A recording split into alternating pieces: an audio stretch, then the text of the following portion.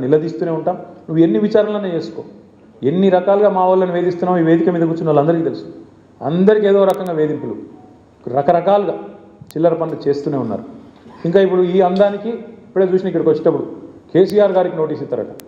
ఏది ఈ లొటపీస్ కేసులో ఇచ్చుకో, ఏం చేసుకుంటావో చేసుకో, ఏం భయపడం, ఏం చేసుకుంటావో, ఎన్ని అడ్డమైన స్టోరీలు నడిపించుకుంటావో, ఎన్ని కథనాలు వడ్డించి వారుస్తావో వార్చు, ఏం భయపడం, అన్నీ ఎదుర్కొంటాం. దేశంలో ఇంకా న్యాయం ధర్మం ఉంది, న్యాయస్థానాలు ఉన్నాయి, వాటి మీద మాకు గౌరవం ఉంది.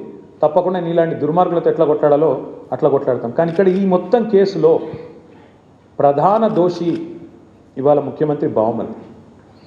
మొత్తం ఈ కోళ్ళు కుంభకోణంలో, సింగరేణి కుంభకోణంలో ప్రధాన ముద్ద ఈ సింగరేణిలో ఇవాళ మొత్తం king pin ring master Srujan Reddy అని ముఖ్యమంత్రి బావమరిది. ఇదివరకు అమృత్ స్కామ్లో కూడా ఈ ముద్దాయే భాగస్వామి, ఇప్పుడు కూడా ఈ సింగరేణిలో కూడా ఆయనే ఉన్నాడు. నేను సూటిగా కిషన్ రెడ్డి గారిని, భారతీయ జనతా పార్టీని అడుగుతా ఉన్నాను, మీకు నిజంగానే ఈ పాపంలో, ఈ దొంగతనంలో మీకు వాటా లేకపోతే, ఈ దొంగతనంలో మీరు భాగస్వాములు కాకపోతే మీరెందుకు స్పందిస్తలేరు?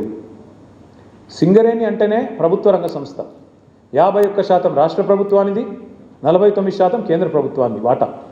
మరి మీకు ఇలా వాటా లేదా? మీరు ఏ రకంగా ఇట్లా ఓపెన్గా మొత్తం భారతదేశంలో ఎక్కడన్నా ఎక్సెస్ టెండర్లు అవుతున్నాయండి? కోల్ బ్లాక్స్లో ఎక్కడన్నా, కోల్ ఇండియా ఆధ్వర్యంలో ఎక్కడన్నా టెండర్లలో 7%, 12% ఎక్సెస్ పోతున్నాయా? మరి ఎక్కడ లేని సింగరేణిలో పోతున్నాయంటే, ఎక్కడ లేని సర్టిఫికేట్, విజిట్ సైటేషన్ సర్టిఫికేట్ అనేది సింగరేణిలో పెట్టిరంటే, ఇవన్నీ చూస్తూ కూడా coal minister, central cabinet minister Kishan Reddy గారు నిర్లిప్తంగా ఉన్నారు, మౌనంగా ఉన్నారంటే ఏమనుకోవాలి మేము? ఈయనకు కూడా ఇలా వాటాలు ముడుతున్నాయనా, ఇద్దరు కలిసి పంచుకుంటున్నారనా, ఏమనుకోవాలి? అందుకే మేము డిమాండ్ చేస్తూ ఉన్నాం, సిట్టింగ్ సుప్రీంకోర్టు జడ్జితో కానీ, సిట్టింగ్ హైకోర్టు జడ్జితో కానీ వెంటనే ఒక కమిషన్ వేయండి, విచారణకు ఆదేశం చెప్పి coal minister, cabinet minister Kishan Reddy గారిని మేము డిమాండ్ చేస్తూ ఉన్నాం. మీరు కేంద్ర ప్రభుత్వంలో ఉన్నారు కాబట్టి రాయొచ్చు, డైరెక్ట్గా లెటర్ రాయండి, సుప్రీంకోర్టుకు రాయండి, సీజేకి రాసి